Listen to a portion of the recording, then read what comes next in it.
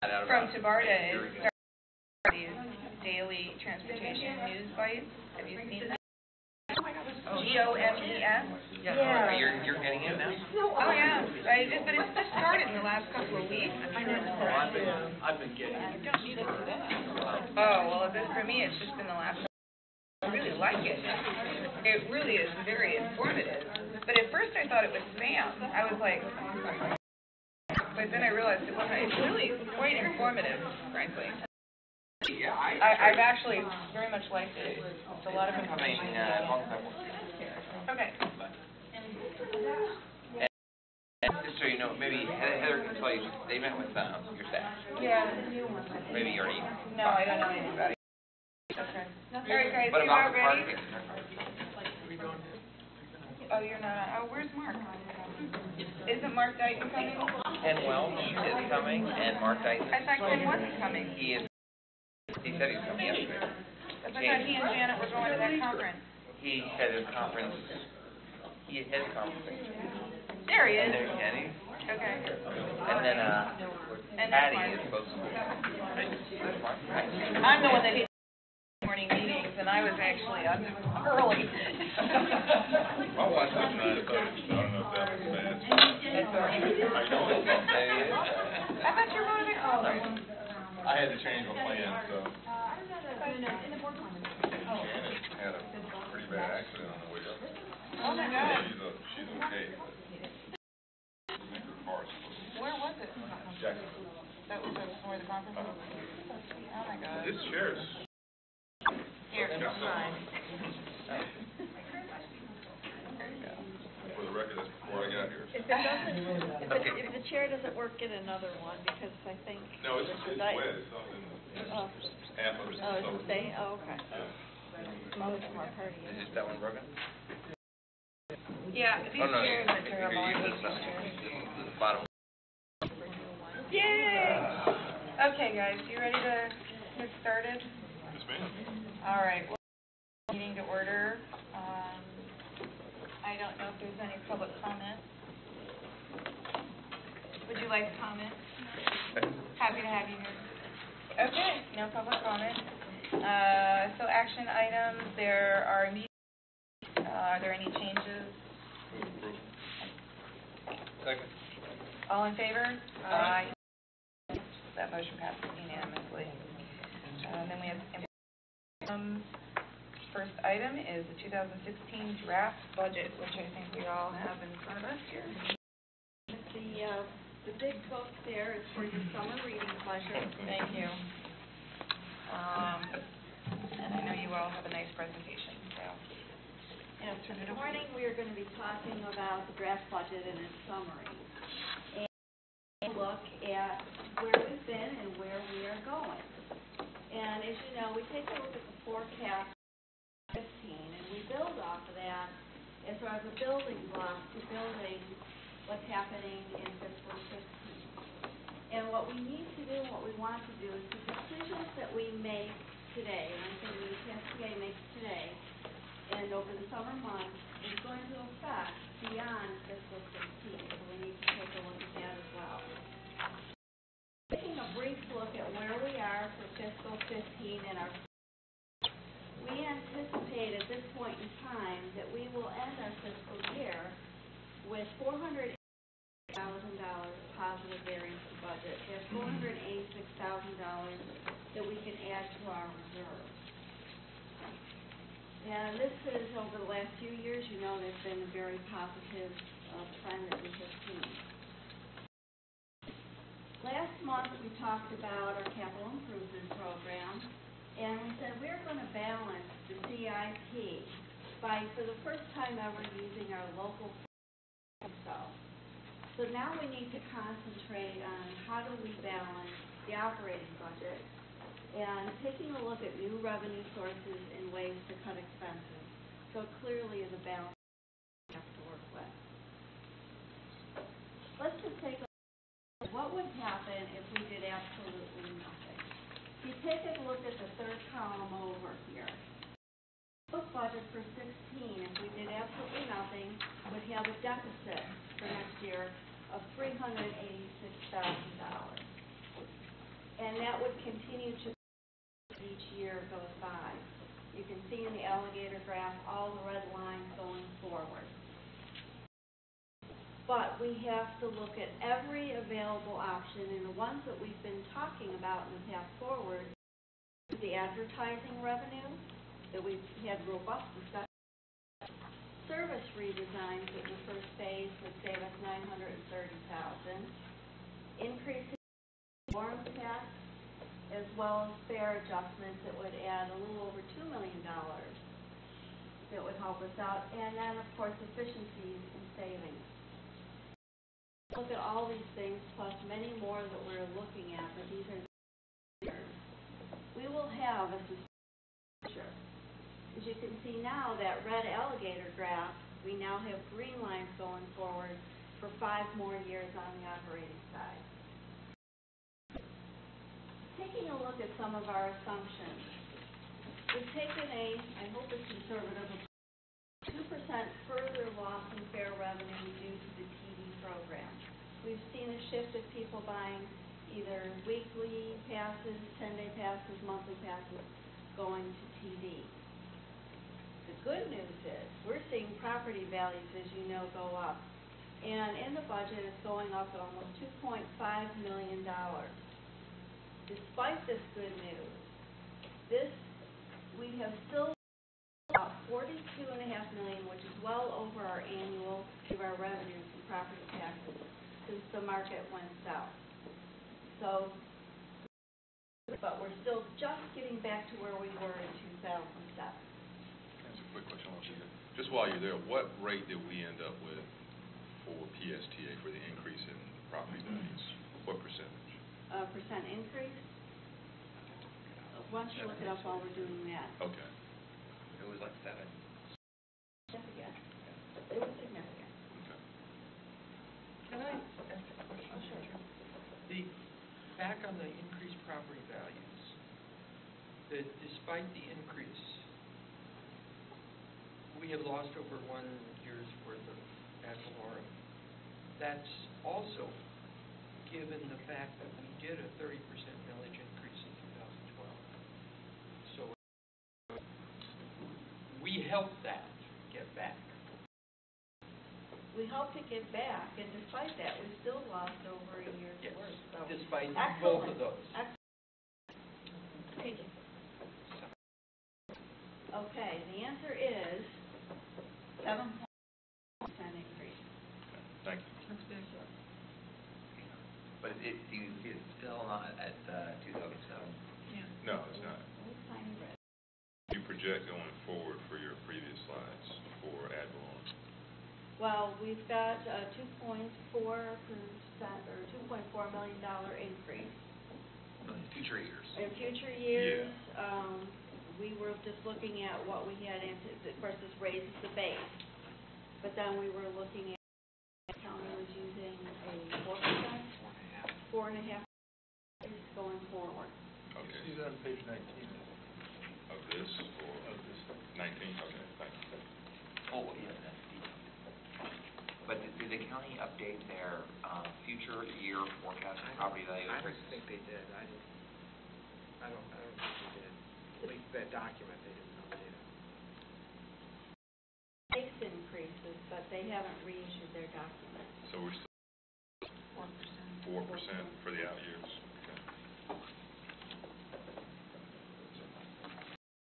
I don't see the percentage, though, on that document. Yeah. The percentage isn't on there, so it's not easy to ascertain quickly. But it would be, in the assumptions document, we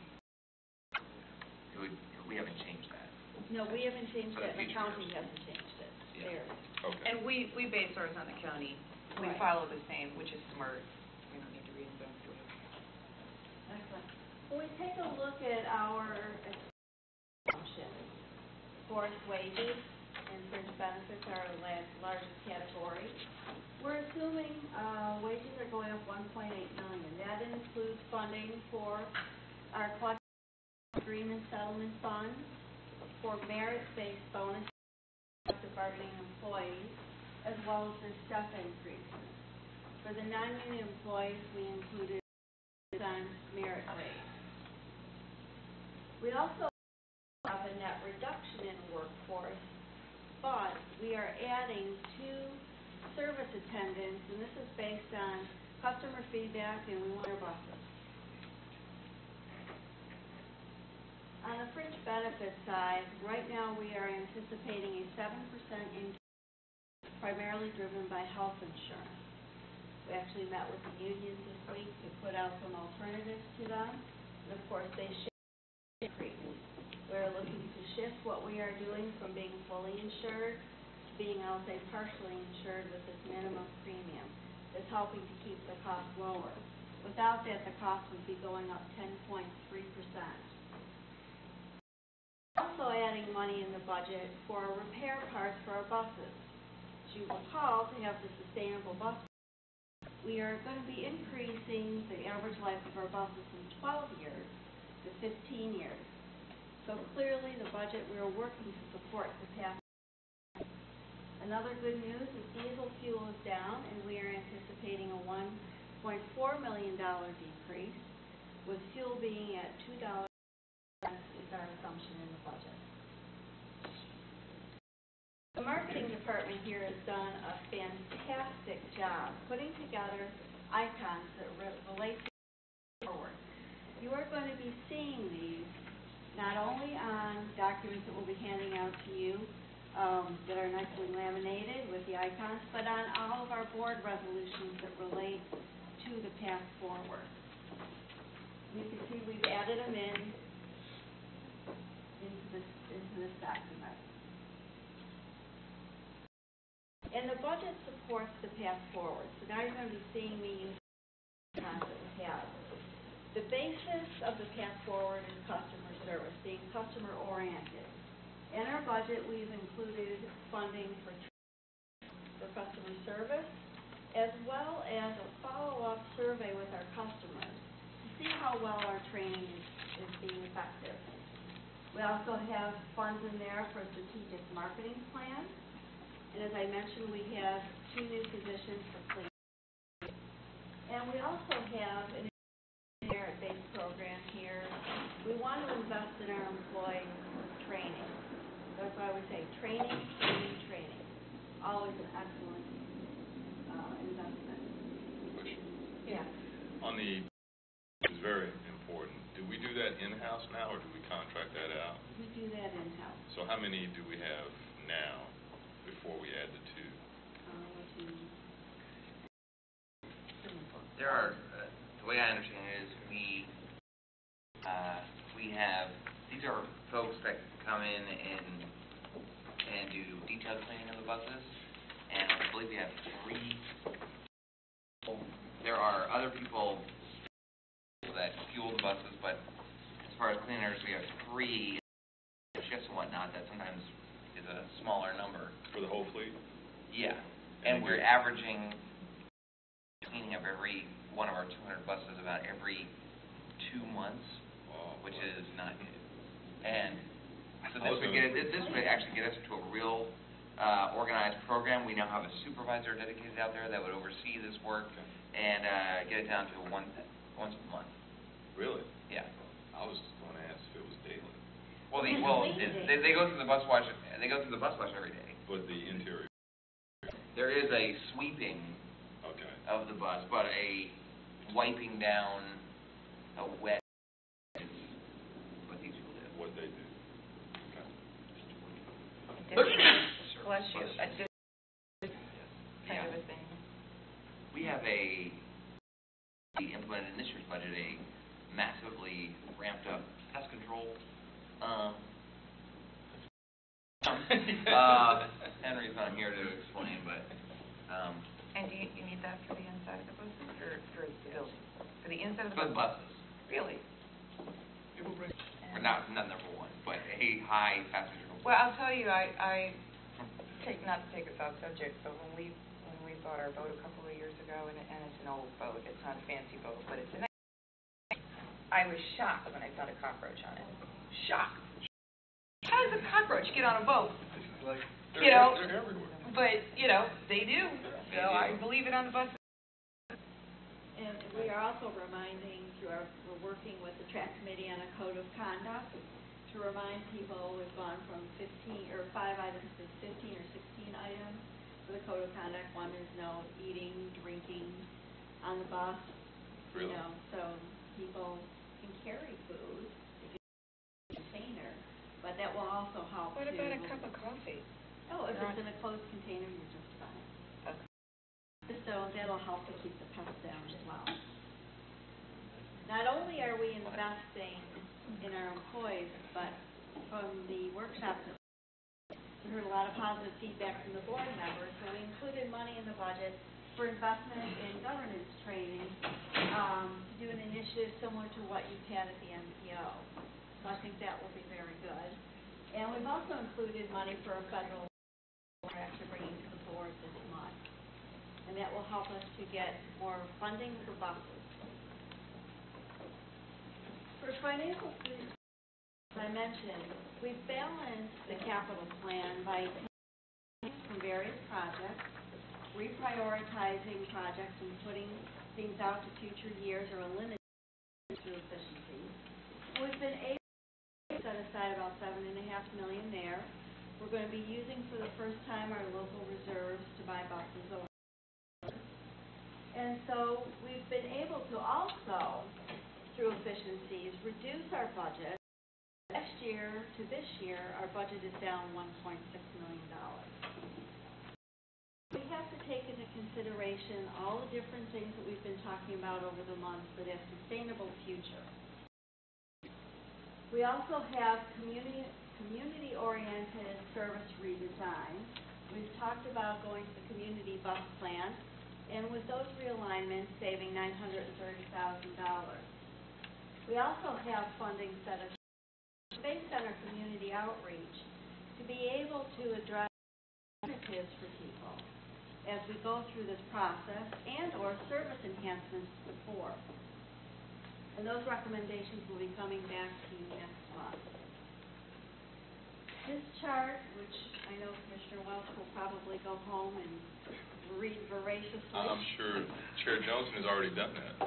Well, I have a question. I knew he would. So in 2021, if I may, Please. this shows 300,000 shortfall in operating. Oh, that's in operating reserves. Okay, the revenues are 3.8, which is about 0.8 on page 11. They feed off of each other. Because one of the, at 2001, that's when we fall off the chart on capital as well. 21, so, yeah. So I'm wondering what the total impact is, and from this chart, it looks like it's 300,000. So Well, we're making up the reserve in the operating expenses. So in Or no, we're going down from 4.3 million to a negative in our operating reserve. Right, we go into the red, that's why the red arrow. And that's the So total. 2021 is the red. And that's the on total both of sides, capital and operating. capital. And this is with making all the decisions that we put forth on advertising, fare adjustments, efficiencies, etc. We're sustainable out through 2020. We're seeing the impact in 2021. I got a question. I thought we had decided that every 3 years or so we were going to raise the fare revenues, and for operating revenue, I don't see that.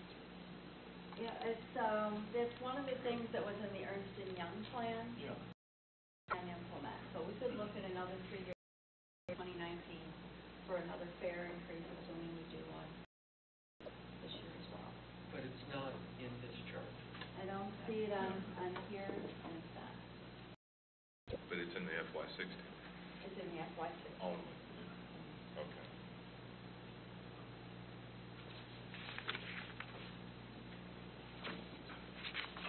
In summary, Our fiscal 16 budget includes the path forward strategic objectives. It allows for decisions made today to provide us financial stability in the future. Are there any, and like I said, Mr. Bajowski, you had recommended we get this book to you as early as possible every year so that you've got plenty of time to review it and come back with questions.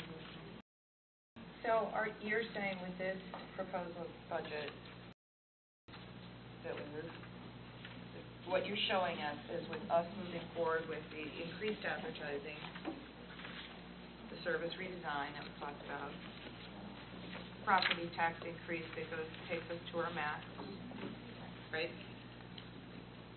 A one-time fair in 16, but nothing moving forward at this point, and efficiencies. And that after this coming year, it's a 4% increase in property values, which of course is probably low. That's what this budget includes. That's correct. So it does provide surplus next year and so on, so that we can cover those years as we go out towards 2021. But it does those changes, financially sustainable budget, both capital and operating, for the next 5 years. I looked up the assumption for the taxes too, and it's 3.8 for 17, 3.8 for 18, and then 3.3 going forward. It's consistent with the county. That's low. Yeah. I mean, if it's more, that's obviously better. More conservative. Can I ask a question? Yeah.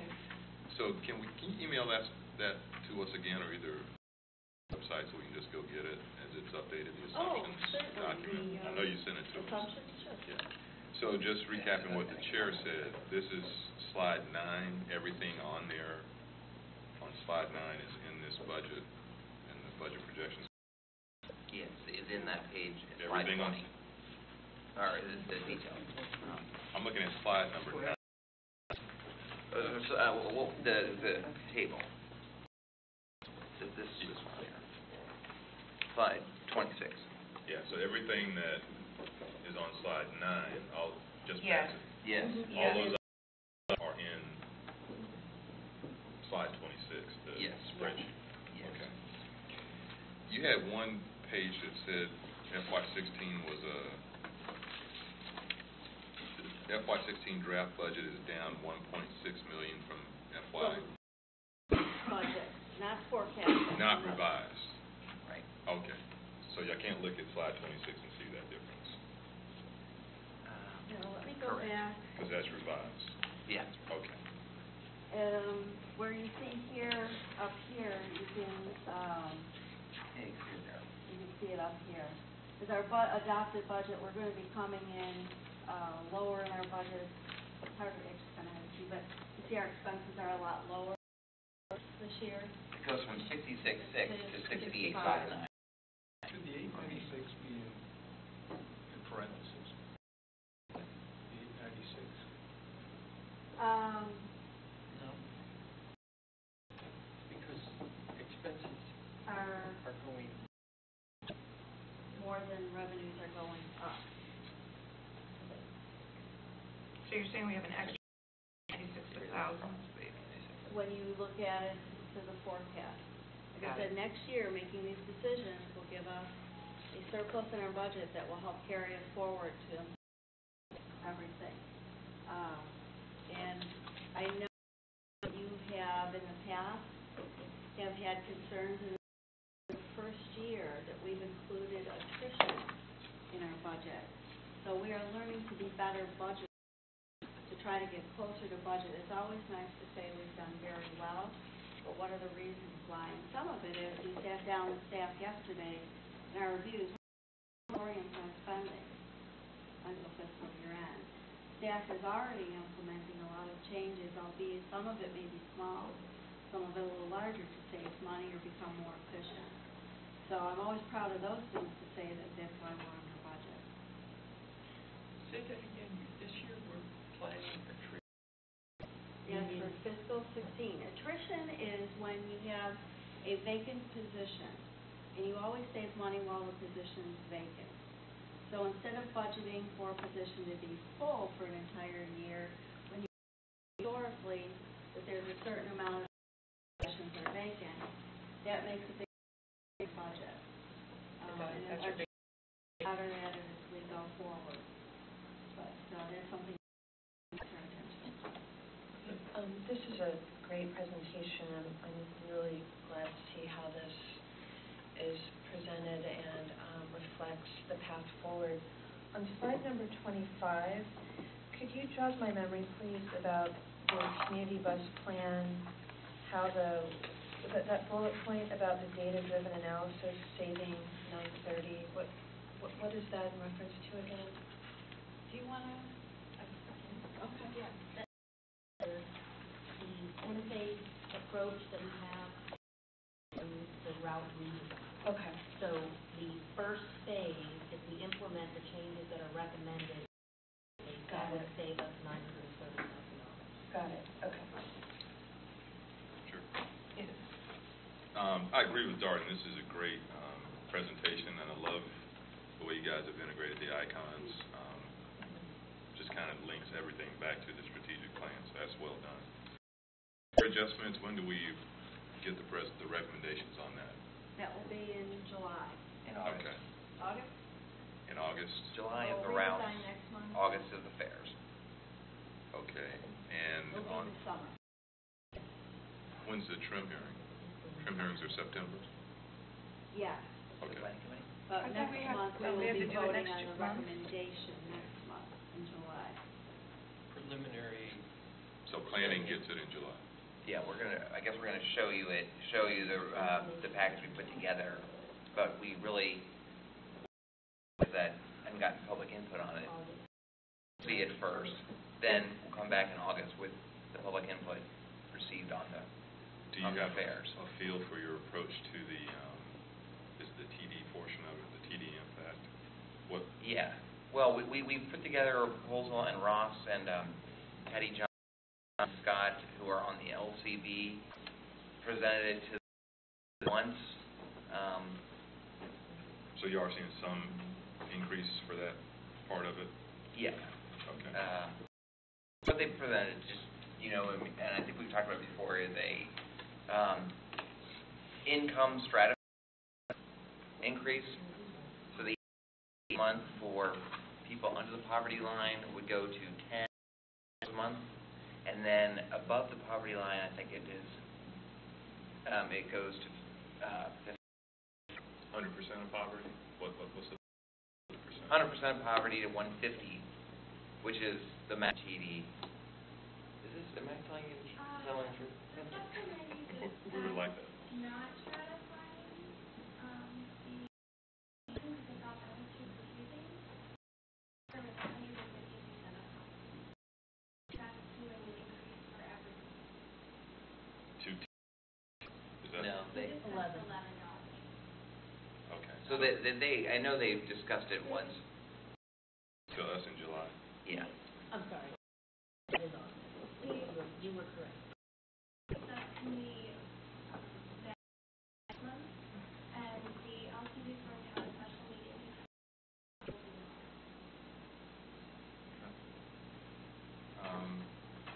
The other, Can I ask something? sure. I don't know how many people are on the LCD. How many people are on the LCD? It's about 15. Okay, so there's a lot. It's not just, It's a combination of agencies GW. like CC, JWB, and He's on also track.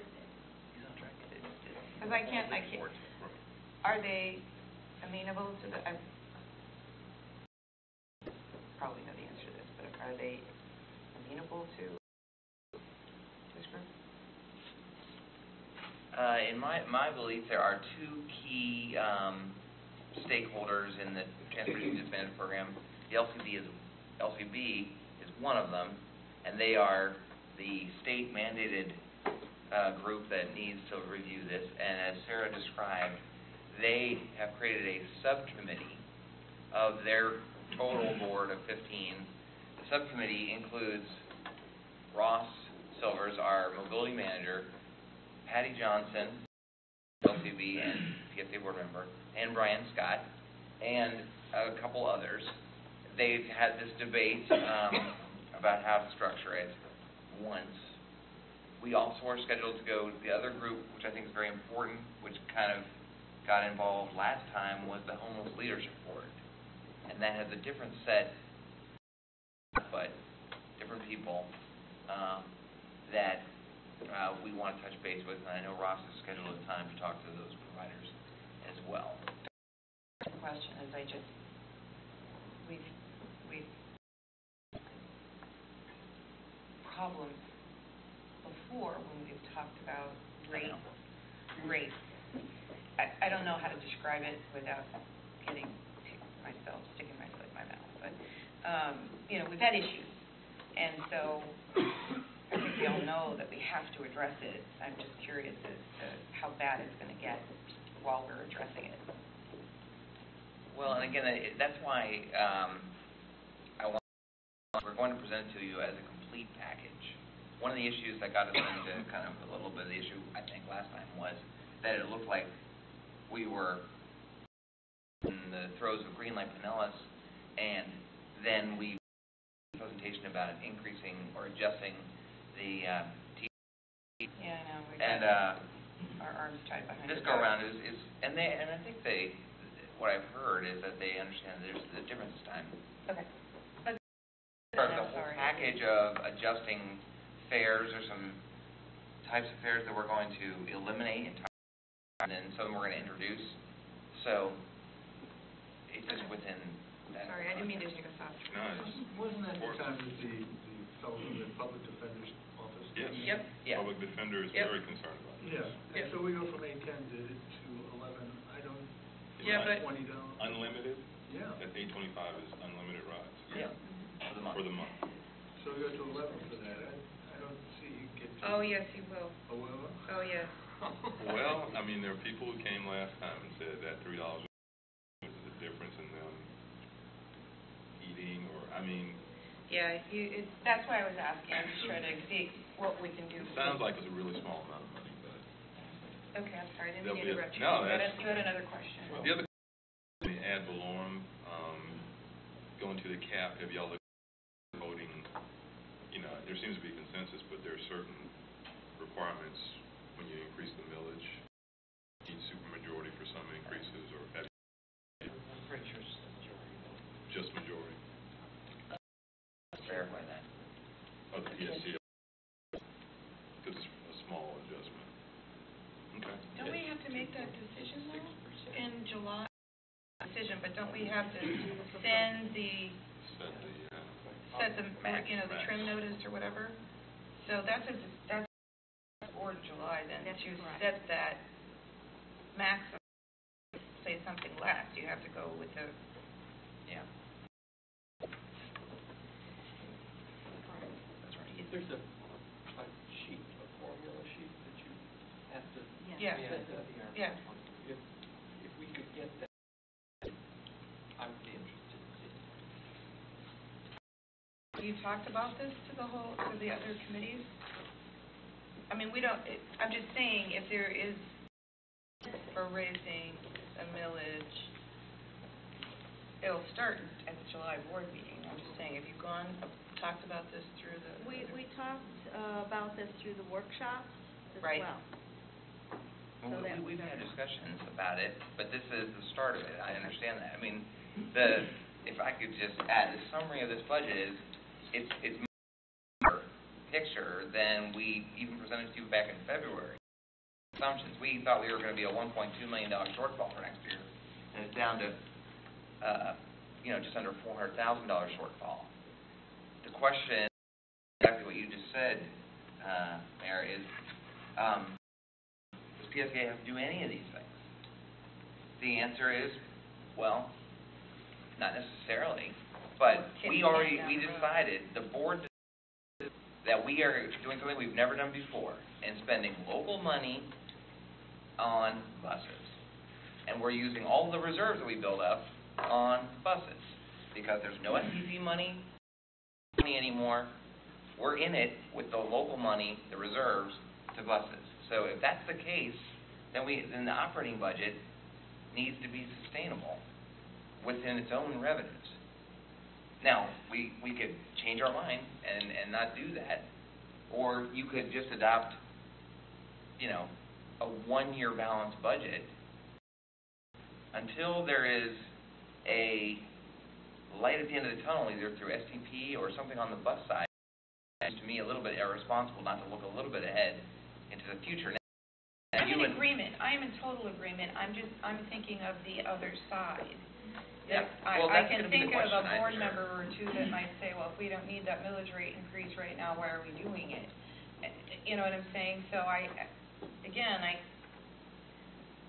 looking at how do we bring everybody. That's why I was asking, are we talking about this in committee? Because let people have their vents in committee on the dais, is what I'm trying to say. Yeah, well, and I think that's probably appropriate to do so. And so we adjust it to whether or not it is, trying to help us along somewhat. Look toward a balanced budget way out into the future. It's hard to really predict the future. So we add funding in there, $200,000, for service enhancements. That we're getting all this public input right now on these service adjustments, and the public has.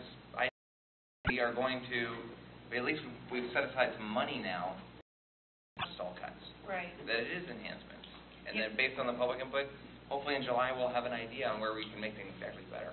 When what Brad is talking about is, we had a conversation when he was saying that the budget was looking better than what we talked about in February. He had said to me, we could maybe not raise the fact, do the millage, or not do certain things right now, if we wanted. It was just sort of a conversation. And I had said, I think this is the year for you to do it all. It's like a Band-Aid. Don't piecemeal it. But if there is a take that and improve, not the regional people right here in the center of Pinellas, let's improve their service. That's kind of the conversation I was having. A little extra money, let's spend it making our service better. Let's better headways. Let's create a weekend service or whatever. Or clean the buses. Or that too. But something tangible that people can see and we can brag about and speak to. That's what I would think. Yeah, and thank you, Madam Chair. These forward, or the budget, the alligator going forward, that other than the $200,000 a year extra, not compounded, we don't have anything, something in there for some of the expansions that we've been talking about. Well, that $200K is compounded, is in each So inflated it's into additional. new So in service. year one it's 200, in year two it's 400, in year 200 then goes up by inflation. It's actually on that chart that's in here. So is it cumulative per year, or in year three is it 600,000? In year three No, is it's 200,000 compounded each year. by Your by increase. inflation. So the So service can keep running. Will that cover like the Central Avenue new service? No. That theoretically for a new service that is that we haven't identified yet, but is based on the public feedback we're getting as we are right now talking to public and community groups about these service changes, reductions in phase number 1. Okay. Right after we do phase number 1, we're going to do phase number 2. And then we're going to do phase number 3 and 4. And we're going to be talking to the public all along, have ideas, or we're going to want changes, and I think it'll be, not all of our plans will be perfectly loved by the public equally, so I think it's will want some flexibility to. Right. Um, I don't disagree, I'm just trying to understand what. But there is money every year to add service. Yeah. Whether it's a new Now- line or an adjustment to a regular line. If I could continue though, there's 10 steps of improvement in the community bus plan. The first one, we're going to save $800,000 or $900,000. In phase 2, 3, 10, are those also, are they going to be more, reduce our costs, or are they just moving the service?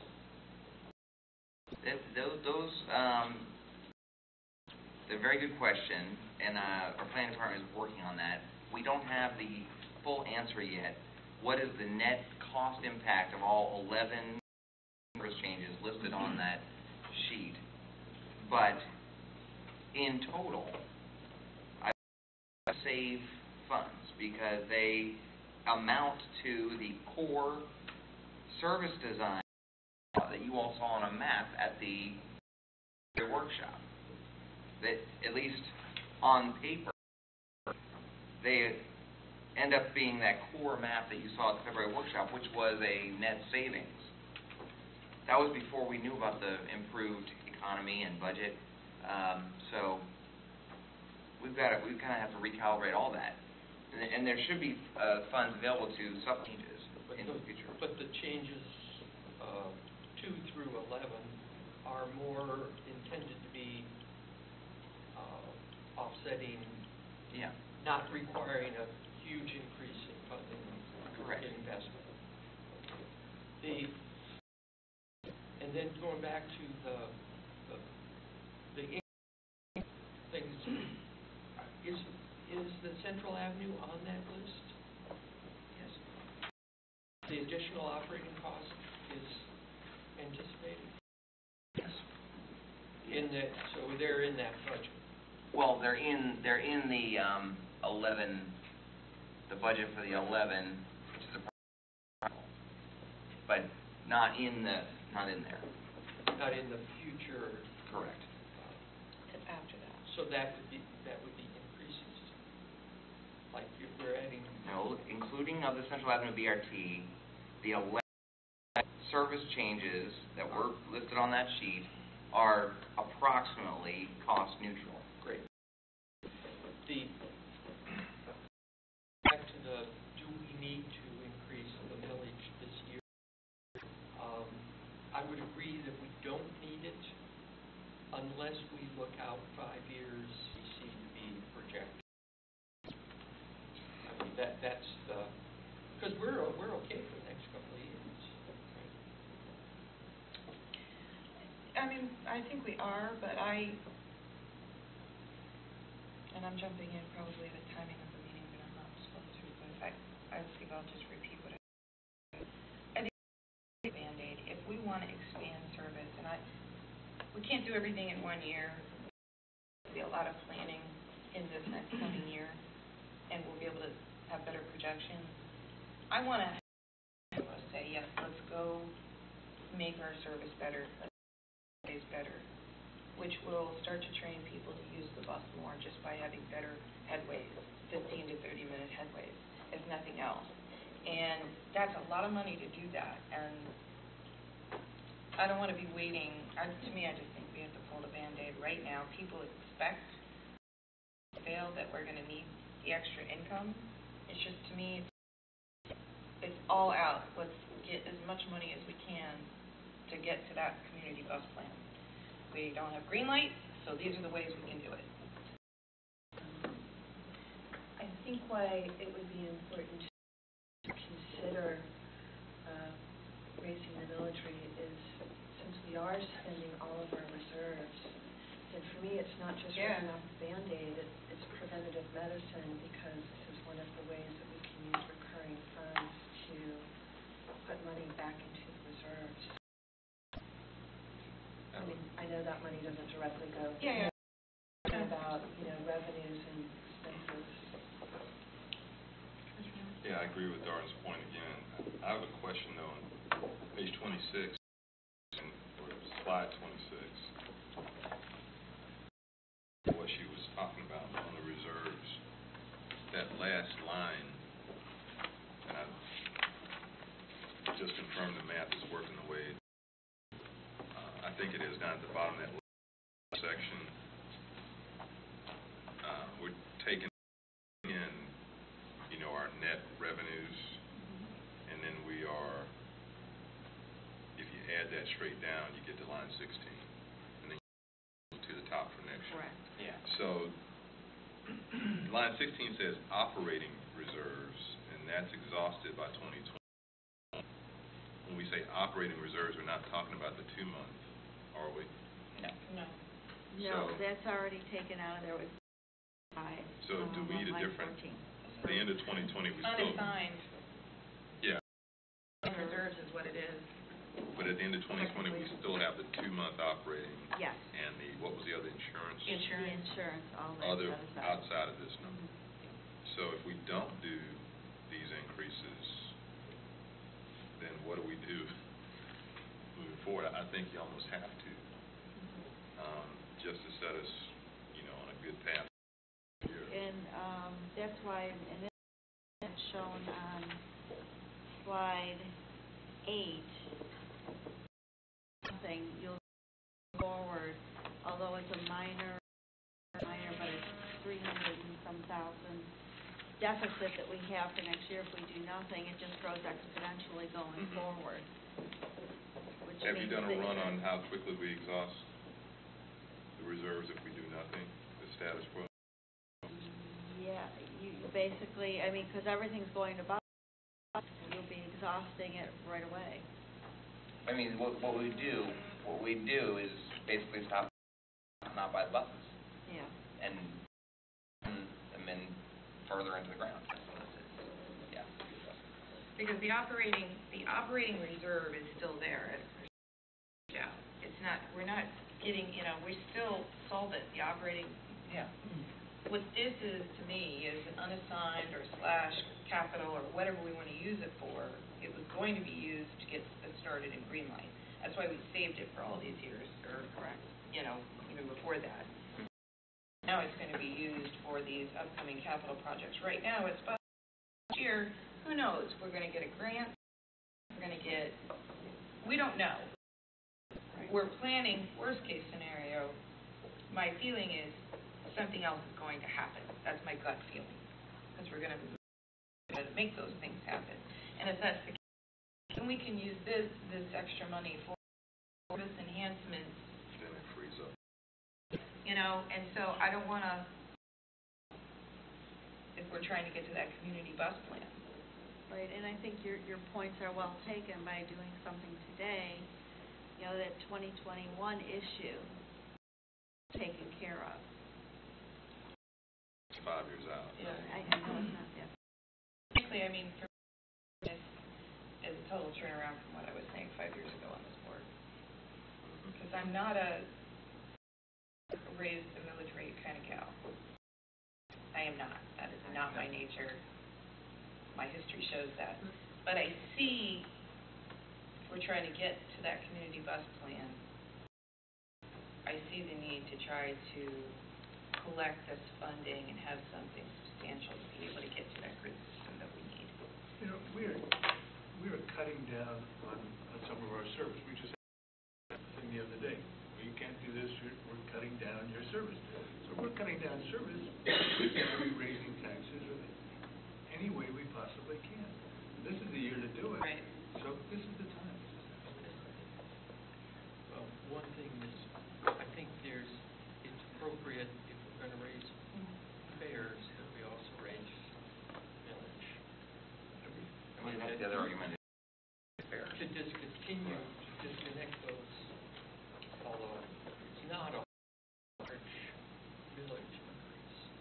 That's what. It's less But than it's 4.3 something, and then our max is 7 is, not 4 point, I'm sorry, it's 73, 5. and our max is 7.75. So what does that? 2.6% millage increase. It's 2.6.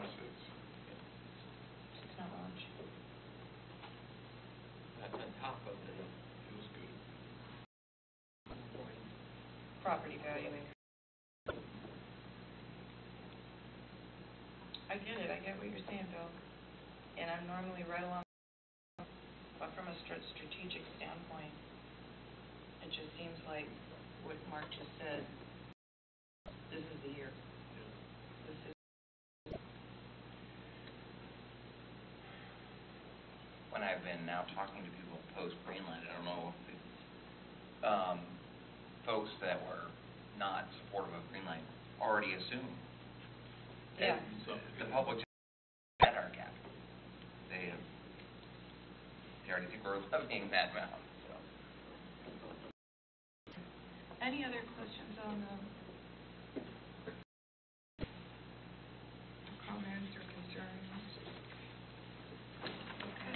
Well done, and spent some quality time in detail. And then the way this is setting up, we're trying to set it up that the key decisions on the routes and the way we adjust the routes that net the 930,000 savings will come to you next month in detail with the results from our public input. And then probably some information about the fares, but then the real presentation will have to be in August with public input already received on the fares, and then votes on those things in August and September. Any promising alternatives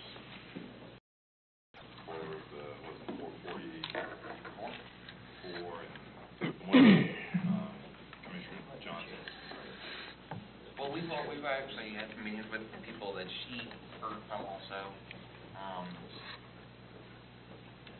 We have a number of different ideas. Sure, we'll hear about it. Yeah. New shelter plan.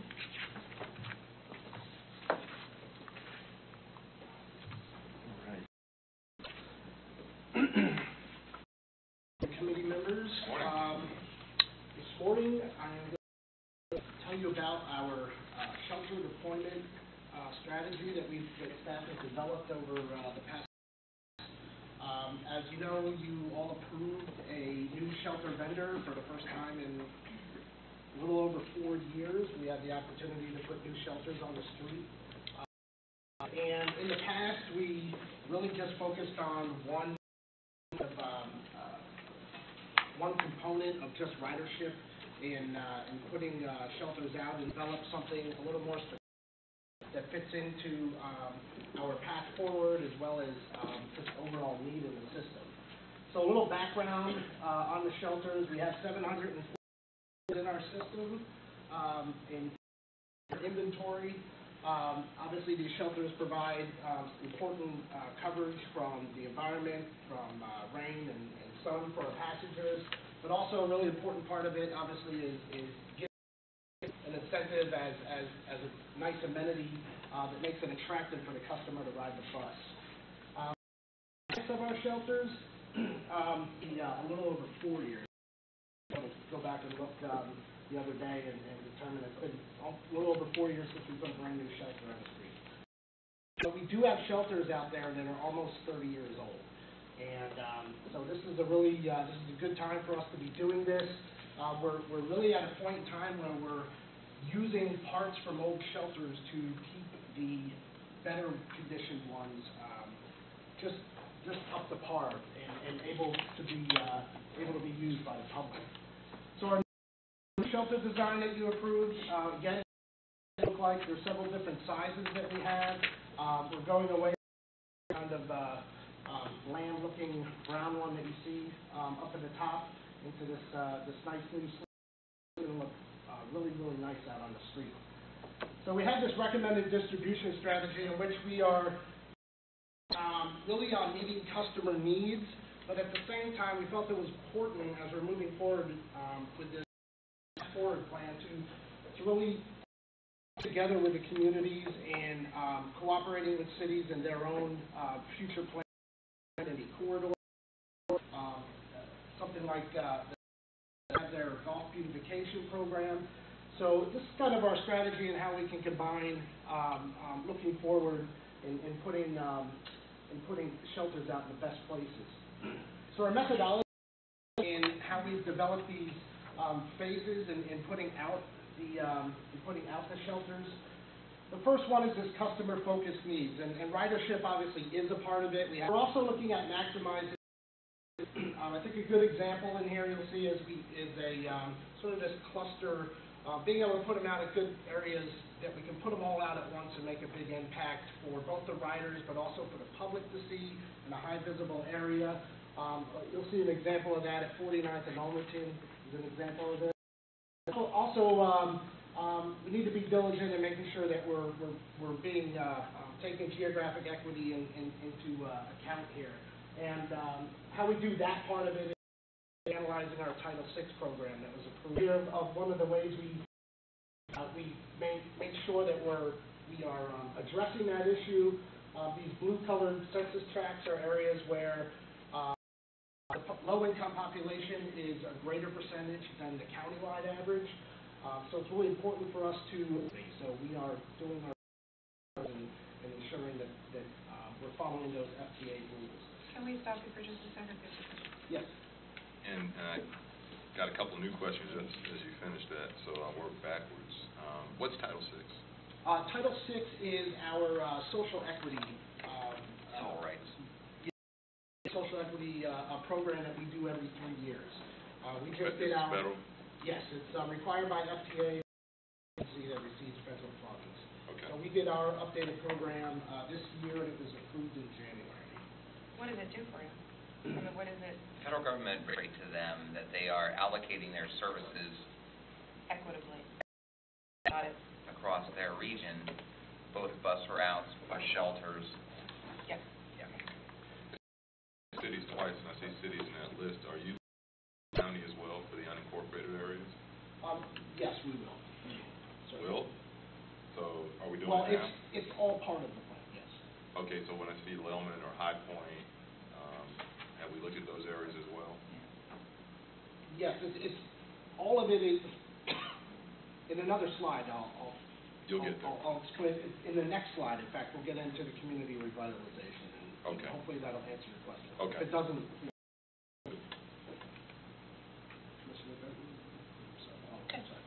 Okay.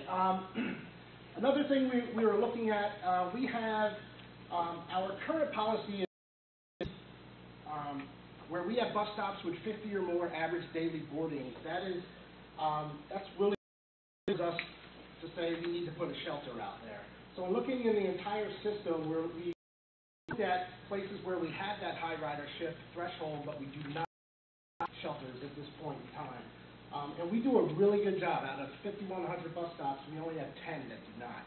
And when you really dive in and look at Central Avenue, where we really have significant right-of-way constraints. But we are going to be coming up with some creative solutions to possibly be able to fit some shelters into those areas that we can. And that'll involve coordinating with the appropriate cities as well. Or It is counties. pretty incredible if you look at that the only that have 50 or more riders without a shelter, Gulf Boulevard on the beach or on Central Avenue. Only 2 streets. There's no place to put them. Or it's really central in where they are. We've had some there, you have opportunities to get easement agreements, and property owners just don't want them there. So we run into that sometimes as well. So the second side of this methodology is this community revitalization, and this is really us working together with the local cities and the counties as well, and looking at their plans and ensuring that we can work together with them where they are making land use improvements for us to be able to deploy new shelters in those areas as well, to really kind of coordinate that effort in making everything come up to date and look good. Again, part of that is just sort of leveraging that side with other agencies and jurisdictions, creating these partnerships as we continue to do in pretty much everything that we're doing these days, especially in this new plan. Just to add to that, we regularly meet with city staff and county staff to talk about the project and what we're doing. Since there's so many changes going on at our agency right now, we decided to take the opportunity of a meeting being canceled by the MCO that involves a lot of the cities and the county, the TCC, in July is canceled. So on that day, we are going to have and invite city and county staff from planning, economic development, community development, whatever they call their staff, and talk about this program. We've already met with these Dunedin and St. Petersburg being one of them we regularly meet with Clearwater as well, and Deer Beach we've met with about some of these, some of them have come to us, some of them we want others, but we're going to get them all together so that everybody knows what we're doing and everybody knows how to get that piece that needs to be part of their community. And it may not be in this phase because we've got a large program, and this is about, I'd say, 30% of the entire program. So we will have phase 3. I think it's really to be meeting with those people, because I'll tell you, the smaller communities, for instance, I was just talking to Darden for a meeting, we're looking at parking and transportation and different things in our city. We've got planners, order planners. Or creating a beautiful look in a corridor, that type of thing. What we don't have is that transit-oriented person because of the size community we are. And whereas St. Pete has several on staff, so they know where to go to find these kinds of things. So the smaller communities, I think, are a little bit of a disadvantage because their focus isn't there just because of their size. So the meeting is good for staff in trying to get the people, even if they're not a planner, they're, like we have an economic development director, he should be at that thing understanding what's available. Right. So we're calling it our municipal, and we're going to invite everyone and explain the programs entirely, and then go have individual meetings to talk about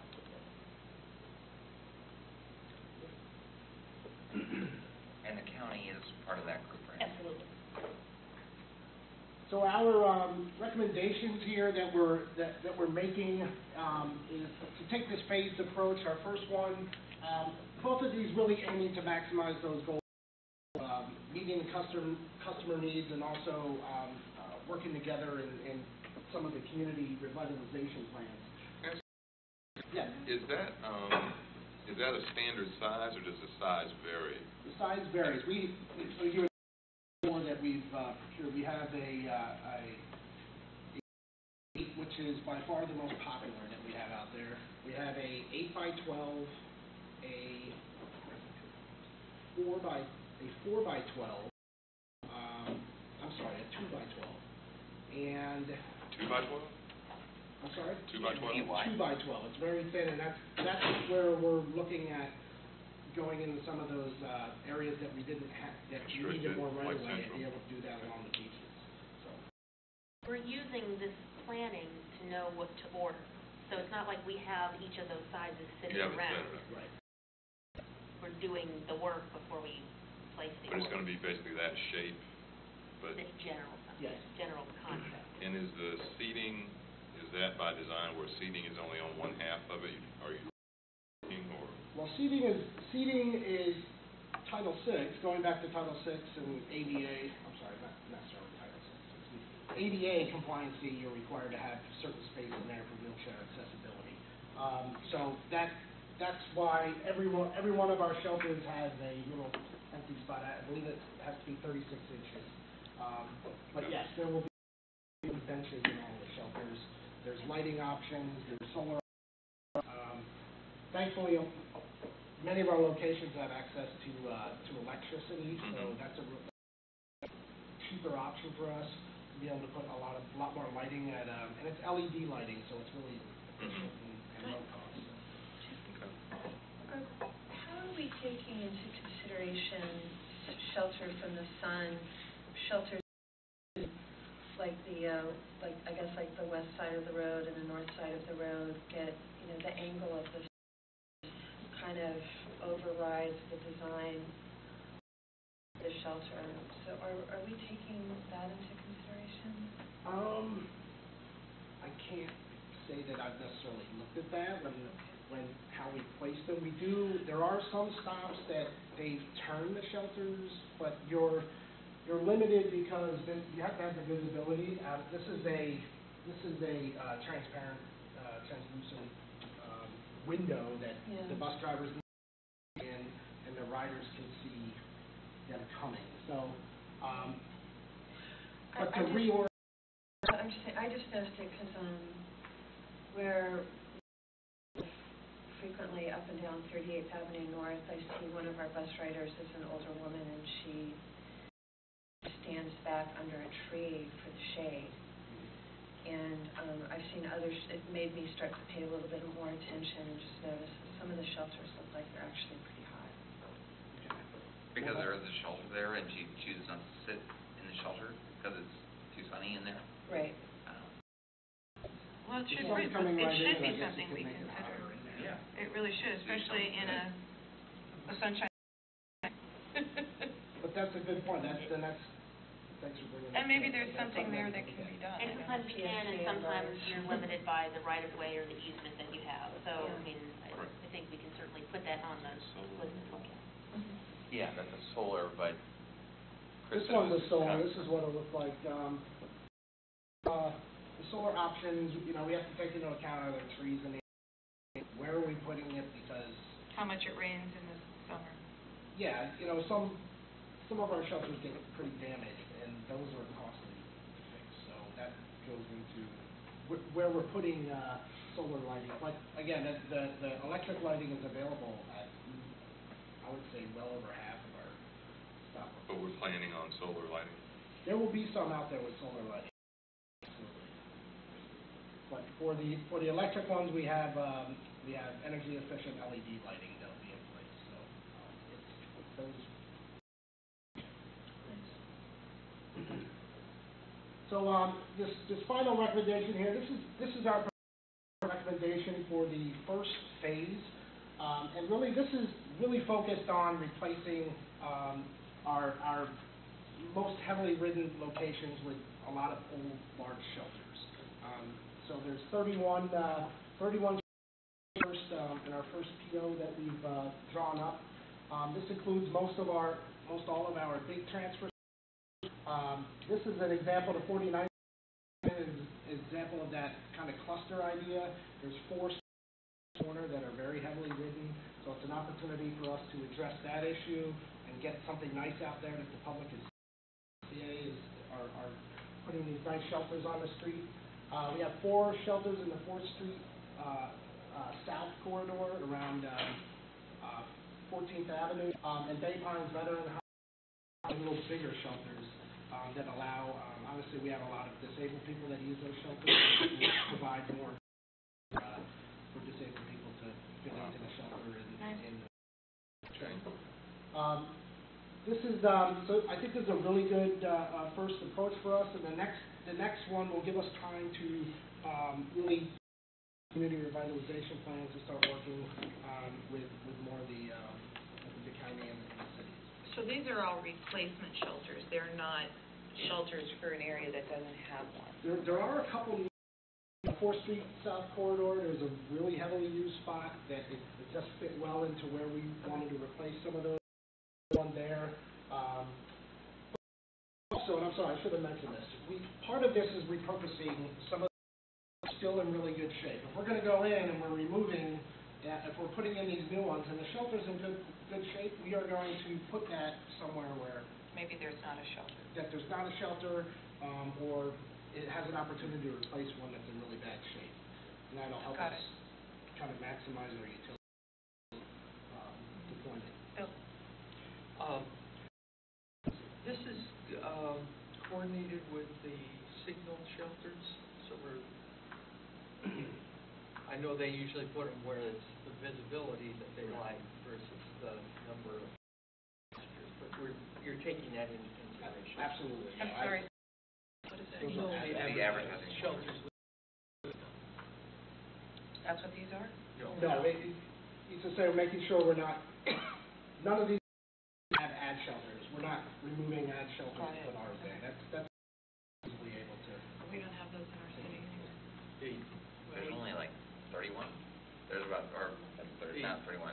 There's 60. Actually, I do think there's one or two in our city. You have one, we can't. We can't put them in. The other question, shelters were removed during the construction area, and they have, now the pads have been poured, but the shelters there, and are those stops lower volume stops than none of them are 50 or more? Because those are kind of a replacement shelter. Right, I think one of them are, but this brings of there were some earmarked funds that came back to us, that will be coming back to us, to the tune of a few $100,000, that FDOT, as of now, has given us the ability to spend in the corridor on 19 of Sunset to Countryside. Our idea is that we can use those funds to put new shelters without having to dip into these limited funds as they are already. But I think some talk has come up that we want to explore how we can best use those funds to maybe establish that corridor and possibly use elsewhere in the system. But that's a discussion that needs to happen along with FDOT. Yes, and we're trying to get somebody else to pay for them. That's the short answer. The 60 wouldn't apply to these funds, but they were removed as part of the construction and south of State Road 60. Yes, and we're trying to get somebody else to pay for them. There are, I thought I was put pads there too. Yeah, like at Code K, there's a pad. I see where you're going with this. In either case, we will address the shelters on 19. And if we see that it's going to take longer than we thought, then we will get shelters that were there, that were permitted for that site, back out on 19. We're trying to get that site to pay for them if they don't. Given the fact that they removed them. So they were. Makes sense. It's kind of like the utility conversation, isn't it? They didn't respond very well to our request that we made back in 07 to design the road for transit. And what a shock. No, okay. Includes that FDOT's Harn not Road like where they really should have provided pedestrian based on their own rules. Are kicking that can down the road. That sounds like Cassandra's on it. And we're trying to get them to pay for it. Smart. Thank you. Okay. Right. So we're, as a board, or as a group committee, we're officially saying make sure 19 is on a list somewhere, visibly. Yeah. Okay. Even if it has an asterisk and we don't know how it's getting paid for, just make sure 19 is on the list so that it's in everybody's face and we keep asking about it. Thank you. Other questions? Yes. So out of 7 shelters that qualify to have more than 50 daily boarders, only 10 don't have. Out of 5,000 jobs in the system, there are 10 bus stops with greater than 50 boardings a day that don't have shelters. But out of that 5,000, only 700 qualify. There are 700 of them that have bus shelters. There are 700 existing shelters. Some of them have been placed as discretionary shelters, and some masters of elderly people that use it on a regular basis. Okay. We make accommodations, but certainly as we are and we're as repurposing, we need to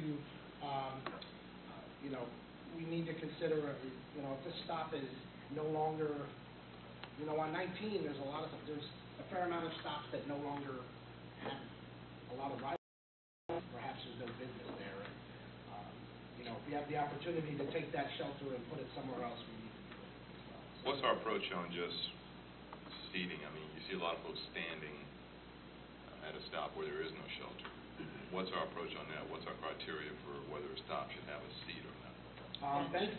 Yeah, just a bench. Yeah, benches, a lot of times those come to our attention by way of people calling and asking if we can put a bench out there. And 25 is kind of the adopted 25, 40. policy is 25, right, 40. Can you get us the number of benches we have that aren't at a shelter? Absolutely. If the town wants to, in building these, is there some sort of priority on how much they can put in or how much we can put in, or how do we figure? This is a discussion that's started to come up right now, as it stands today. We have a program today that we're looking to change, right? Correct. And So we created, 3 years ago, we have a program that we kind of didn't For the open house, Okay. But what we ran into as when we first tried to do it, we realized every single time some city might want their own design, we would have to go do an RFP for each individual one. So our approach that we're going to try to look at here is getting an idea of what kind of styles everybody wants, perhaps coming up with a catalog, perhaps that people can choose from that makes everybody happy. But for now, if a city wants to purchase a shelter with their own money, we have 4 shelters that they can. And it would have to be exactly what we procured from Nebraska. Could I get a copy? Absolutely. But what just for your own sake, what we don't want to do is what Madeira Beach did, which was spend a lot of money on an architect and design for a beach ball, very attractive looking, colorful shelter. And that's DOT rejected. And because they didn't. Right. It didn't have enough couldn't meet the room. right of way. I'll go forward. Right. Wow. Well, you do want to be able to have even the catalog, but you also want to create in this new process some version, like I know in my city, and I'm sure there will be others, that there would be an area or two that we might want artistic type, like similar to what you did, I think, in Pinellas Park at you did in style that was painted, and I don't know where it was, but it's somewhere over there. There's 2 of them. Developers fund, all of the shelters are transit with developers. Right, but my point is let's say the city, a city, wants to do something like that in partnership with the developer. There should be something, and let's say it's a place that warrants a shelter, whatever. It should be something that, okay, PSTA will give you X amount of dollars towards it, whatever it is. And then it's on An you. equivalent of this amount. Yeah, whatever it is, and then it's on, the city or whatever. The intent of the amenities partnership program. Right. It came out of operating expense and it was reimbursed. What it went into is that eventually that operating funds is reimbursed by grant money. And when that grant money gets involved, It has to be. you have to be and there's a lot of structure. Well, let's try to I'm saying there should be some kind of Luana process will help us. for PSTA to partner financially, Mhm. whatever that is. For it. So Yeah. Oh, I'm we'll sure. come up with a solution. You all give us, you've thrown out a lot of numbers and a lot. You give us a simple one-page spreadsheet that it shows us how many of our bus stops. You don't have to be particular as to where they are, but okay, we have 5,000 stops and 700 places that have a bus stop or that meets the requirement. I need to know what meets the requirement. and then how many of the requirements are met, not met, and include the bench thing. So like some quick facts. Yeah, quick facts, yes. Of like, Yes, and include the bench thing, so we can just be clear, and kind of how many do we need to go, because we're just seeing a piece. It'd be good if we could see the whole picture. system stats, type of criteria for shelters, criteria for benches, stuff like that. Yeah, and how many we can talk about, kind of thing. And it doesn't have to be tomorrow. Oh, I love that you're saying this. Chris noted at the beginning that we haven't bought a shelter in 4 years. I've been here. I have been asking for that for 4 years. So I just think this we is need a to start. see it, because when you're saying, okay, we're going to do 31 shelters, I can't tell you, what are our needs? Is that a high percentage of what we need, or just a drop in the bucket? I don't know without knowing the above the trees. And why don't we give you some information, like how we compare to other cities? We have some information from ABBG that will help. You know, I will tell you now that in general, as a system, we have a lot of shelters as a percentage of stock. However, not when you look at Sunbelt. See, to me, I So think I would say how do you take the and make it relevant? And I almost feel like if it were me, I'd want a shelter at every stop. It's hot. It's Yeah. I know. Absolutely. It's like if when we look at this ridership thing, say if our ridership, if you consider low, whatever it is, then why do we have that stop to begin with? Well, that's I just feel like we should have a shelter at every stop. It's hot and it rains a lot. Chris and I were talking about That's this an before amenity. today. That's a customer's thing. I mean, I'm standing out. They hold on to the bus stop sign. So phone surveys of people, and Pinellas and our surveys show this everywhere. Non-riders, like many of us, who are driving, when they see someone out in the hot sun, standing without a shelter, think negatively of PSPA. That's it. And if there's a shelter that's nice, they PSPA. Or you see people sitting on shopping. Yeah, or a wall, or they're sitting on the sidewalk, or they've got, or they're leaning on their kid's stroller. And it's like, really? Okay, I understand we don't have all the money in the world, but if we're talking about customer-friendly oriented service, so if we can get that sheet, maybe that would, should that be a goal? Now, maybe it's a lofty goal, I get, but should it be a goal as we're moving through these changes in our service? I will tell you that as we move through the redesign, we're going to every single stop and say, what is going on at that stop? How do we improve the operations of the route based on the number of stops that we're making? And how do we improve the customer wait experience at the same time? Because we don't have green light, because we're not going to get this high frequency service that we want everywhere. We've got to improve the customer wait experience. Well, and let me tell you, you're never going to get a choice rider without that, or whatever we're calling these people now. I know that sometimes, but you're not going to get that. Like the folks that jump on the trolley, standing out on a corner. Okay, they're sitting in their car with their air on, waiting to see when they see the trolley. You know what I mean? Sorry, didn't mean to take us off topic. I'll tell you, on Gulf Boulevard, you're going to have a hard time because Gulf Boulevard initially was a 2-lane road. I know, and then it got expanded, and all the And right-of-ways it took gone. everybody from everything, so that. That's every stop. Like that one bus stop by Shepherd, 180 some people a day. Shelter. There's no place. By Shepherd? It's right. On Pillar Beach? Right next to Oh, yeah, that's a big tourist area, and that should absolutely have a shelter, especially with the rain stuff, and it should be something really cool, in my opinion. We'd love to have one there.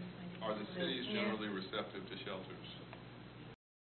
We are. We love them because we like to do something creative with them. We like to make a statement with them. You are Dunedin, so. Yeah, I get it. we like I to mean, make a where statement with there's everything, right of way, where you there's know. right of way. We don't see it as a negative. Okay. We see it as you know, because people are driving through our community, so any kind of infrastructure, we want it to look like gold standard or something, you know, if it's a flex the gold in it or, you know, I'm kidding, but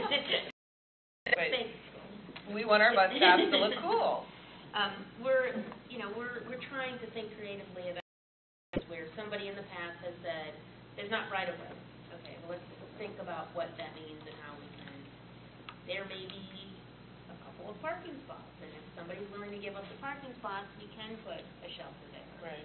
There may be something else, but it's, we will exhaust all options, but guaranteed of those 10, there will be some that turn out to be in.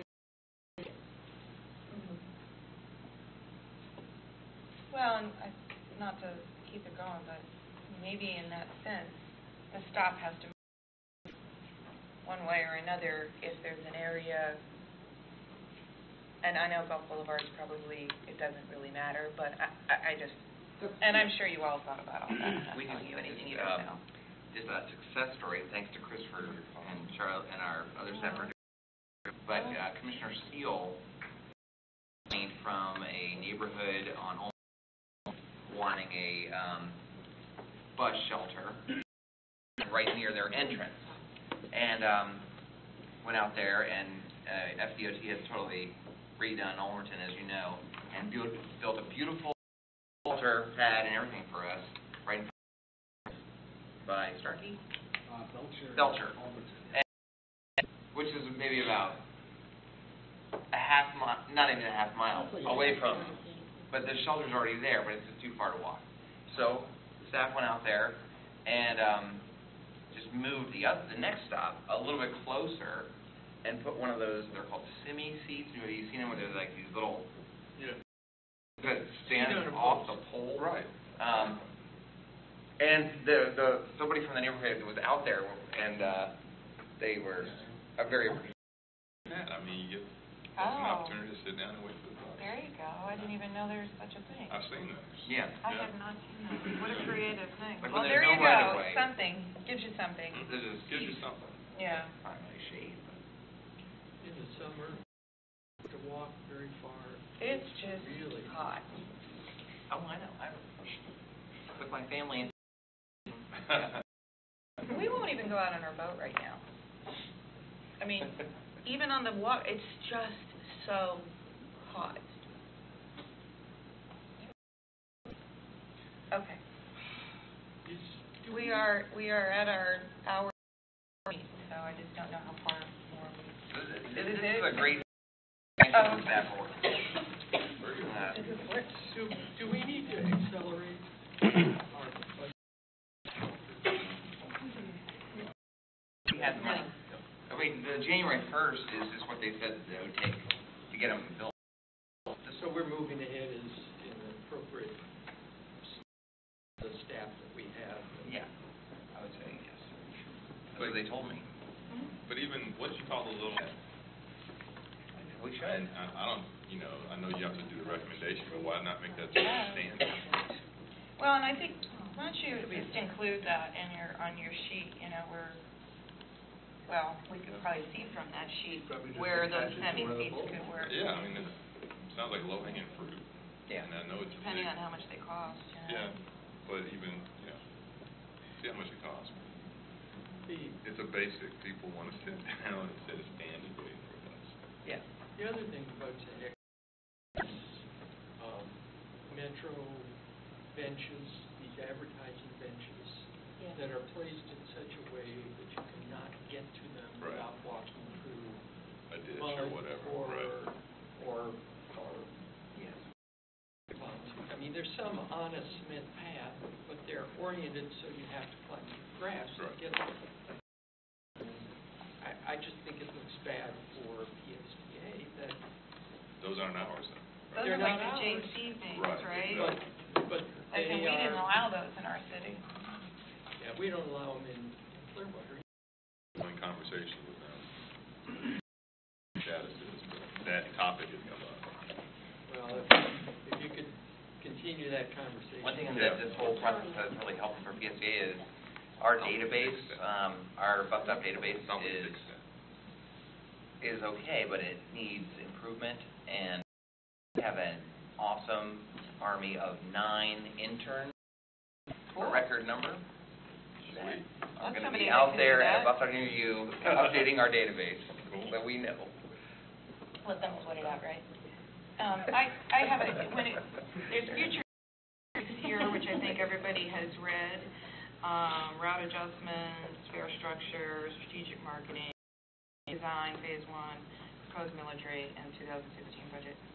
At some point, do you think under this group, it's too early, but I feel like we need to sort of reestablish or get reminded about the plan and what those pieces are in it and what we're trying to do. And maybe I'm jumping too far ahead, but I think it's a good idea. it's been a long time, and I know you guys live and breathe it every day, and I think it would be great to remind us of what we were trying to get to, so that as we're talking about these projects, we remember, oh yeah, that's right. I just think it would get us all back to it. And I don't know what the right timing is. I know you've got a lot of other things over this summer, but I think having... Well, you've got some new members, too. Right, getting re-educated on the community bus plan, so that some extra money, hey, can we go do this? And we're educated as to what the... Yeah. Does that make sense, what I'm trying to ask for? And I think it's good in asking right now, because I think it's an introduction to our phase 1 redesign. Yes. Why are we even doing? I just want to get reminded of what it was, because it's been a long time, really, since Yeah, we've seen it. I agree. It's a good idea. Are you saying to do that at this committee or at the board? At this committee, and then we can kind of take, well, and I mean, Maybe the maybe it's board. every committee, and maybe it goes to the board, I don't know. Well, it's But at least start here. Yeah. We'll look into Something. the level of detail that And it doesn't have to be... we should do at the beginning of every redesign. So Right, it's like and then, I I know say, that's but better. then hearing things from folks, you're out here talking to people, something about it might change because of what you're hearing. Yeah. So it's good for us to reestablish the base. You see what I'm saying? And then one other thing, I just wanted to ask the question, what happened with the legislature money? I haven't heard anything. I mean, I saw that we don't have it, so... We didn't get it, but we heard very positive things from our legislature, our delegation, and we heard that both are going to help us secure the funds directly from the FDOT. Okay. So, meeting with them right after the senators to ensure that what they said is still true, and then Without going through the legislature. yeah, just getting the FDOT to give it to us. Very nice. Well, they should. And then, They should. They're funding 595 in South Florida. there you go. PRT. Well, Yeah. if there's anybody to take with us to that conversation, it's Senator Brandis and Latvala. Yeah, Yeah. right. Well, I'm very They've done happy it to before. see They've done it Senator in Brandis in the mix of Tampa Bay. this. Yeah, You know, it's very good. yeah. And supposedly that was the what Senator Latvala said was the reason he was okay with letting it go out of Because his they recommendation. thought there was another opportunity for funding. Yeah. Okay. Well, if it's not in there, then the governor can't veto it, too. Right. True. Right. And then And there was very, very one few, I final think, thing. note of transportation projects that did get approved. One final thing, and that really blast we're getting from Tubarda now with all the different projects. The articles, yes. I saw the Hillsborough response to the bus one, which is 75. Tampa City Council Tampa Tampa City Council was not positive. voted to oppose the project. Because it impacts a neighborhood, though, right? Right, Yeah. yes. Yeah. Yes. But the reason I bring it up is, you know, FDOT is trying to do all these great lanes in Hillsborough and not in Pinellas, come to us. So I just want to make sure everybody knew that. Yeah, they're impacting a minority neighborhood, I think, quite significantly. Yeah. I think that was the problem. problem. Yeah. So it's just interesting. Anything else for the? All right, we only ran 8 minutes over. Meeting Great, adjourned. great job, guys. I had a question. Oh, you do? No. Oh, okay. This is for Brad. Every time. So we can take these with us? I'm taking. I'm trying to get Rob our Tiffany manager to do one of those for us, and she told me that We've got Mark them, did. yeah, we get them every week. And I wanted to talk to you and tell you that we did meet with Mark, and I got all the for a tour that they did. I just saw online. I'm wondering. Yeah. Maybe. Yeah, I was out there. They thought we were doing But I mean, there's professionals here, Tony, whatever. But, because he wanted to do 40 attached to it, just separate. Like right after that meeting the other day, I got an email from the former Now, they want it worded. like Maximum of 40%. and he lives in Florida. And a minimum. So anyway, They loaned it to. Oh, yeah, and that was voted on. And now they're putting it back, and now they're putting it